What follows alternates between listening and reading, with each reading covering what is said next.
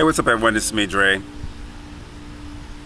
You know, black people, racism and slavery happened, but we need to get the fuck over it. That's what we're told, usually by people that have never been discriminated against or people whose ancestors have never been oppressed. Now, there was a discussion that I had on Facebook. There's someone that was on my friend list, a white woman, and she served in the U.S. Marines. Semper Fi, to all those who have served or are currently serving, much respect. She went on to say or compare the NAACP to the U.S. Marine Corps in the sense that as a vet, she's been waiting for 6 months to get an eye exam, and she's tired of seeing how fellow vets who have served are getting the shit end of the stick. But because she's white and because NAACP means National Association for the Advancement of Colored People, she's colored, but that gets her nowhere.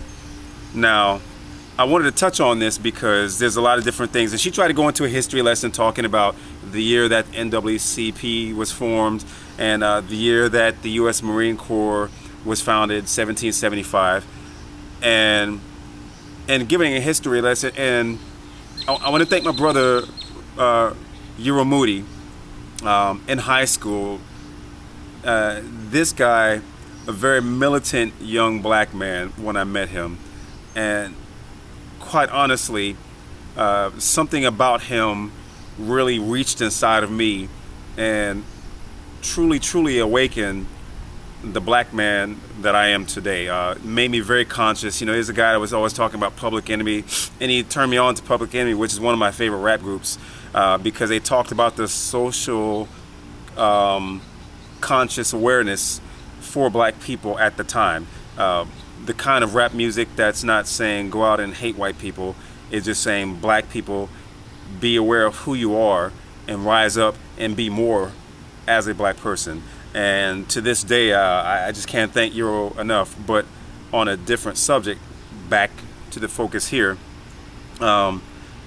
she says that the U.S. Marine Corps in 1775, and she wants to talk about the history. Now, the reason why I mentioned Public Enemy is because Flavor Flav and Public Enemy, they said the one thing that always stuck in my mind. There's a history, and then there's his story. Because when you're hearing his story, which is a lot of what we get from public schools, and there's a lot of omission from the contributions of others, that's how his story is told. His story as in white people. And this isn't a trashing session for white people. I just wanted to clarify that when history is being spoken about, people tend to keep a lot of pertinent facts from the equation, and it leads one to believe that this is how true history is supposed to have been done throughout the centuries, but that's not necessarily the case. So, from what I understand from my history, yes, in 1775, the U.S. Marine Corps was founded. During that time, because the United States, they were trying to fight for oppressors from England in order to get away from a monarchy. At the same time, they owned slaves, so they were fighting oppressors while being oppressors themselves. We're talking about the colonists wanting to stake their claim in the world. So from a historical standpoint, when you want to talk about the Marines, I touched upon that. The Declaration of Independence, the U.S. Constitution, when they say that all men are treated equally and have the unalienable right to life, liberty, and the pursuit of happiness. When that documentation, or that document I should say, was written and signed, black people were considered cattle and thought no more of than work beasts. They had absolutely no rights at all. So they weren't considered men, and they definitely weren't treated equally. So that's history. And that's also one of the reasons why for Independence Day, I don't celebrate the 4th of July because it's a celebration for a country fighting for independence from a monarchy while black people were still enslaved. So that's why I don't celebrate the 4th of July. That's just me personally. I allow my kids to because I don't want to take that from them. But me personally, I don't celebrate it at all. And then I went on to talk about the NAACP. And when you look at it, the NAACP would not have had to have been formed for the advancement of colored people, whether it's black, Asian, Middle Eastern, Native American. That foundation would have never had to have come into fruition had people of color had the type of advancement that white people had from the very beginning.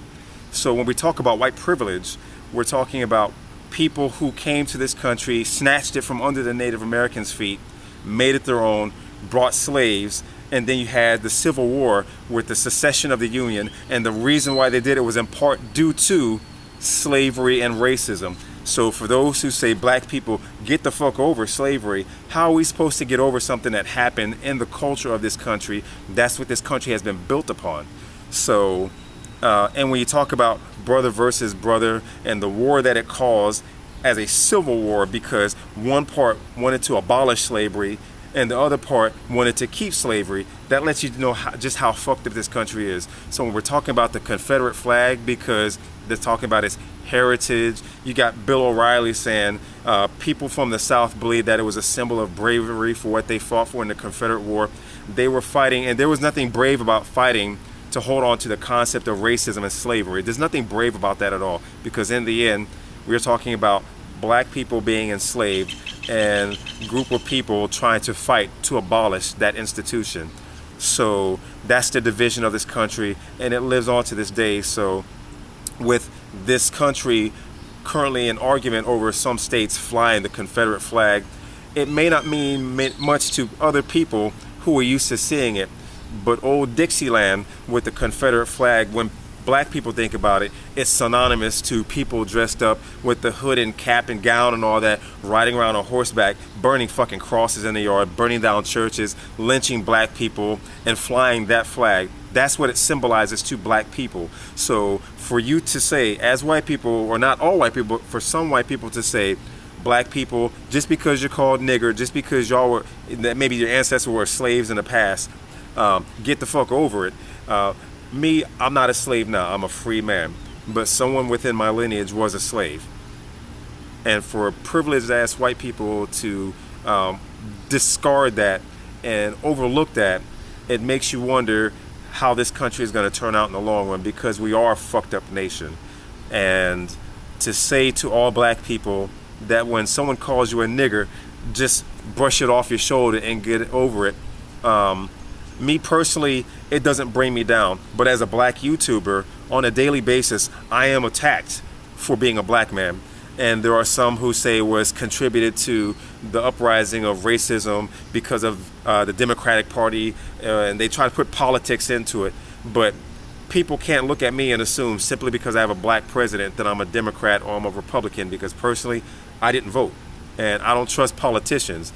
Obama, I have nothing against him. Am I proud that we have a black man in office? Absolutely.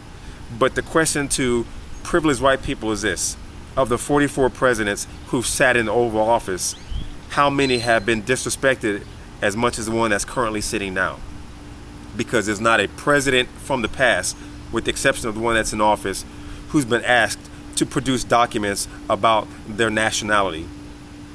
So that lets you know how fucked up this country is. And even when he came into his second term, you had racist motherfuckers from some of these southern states that wanted to secede from the Union again. And just because he drops the N-word, how many times has he been called a nigger?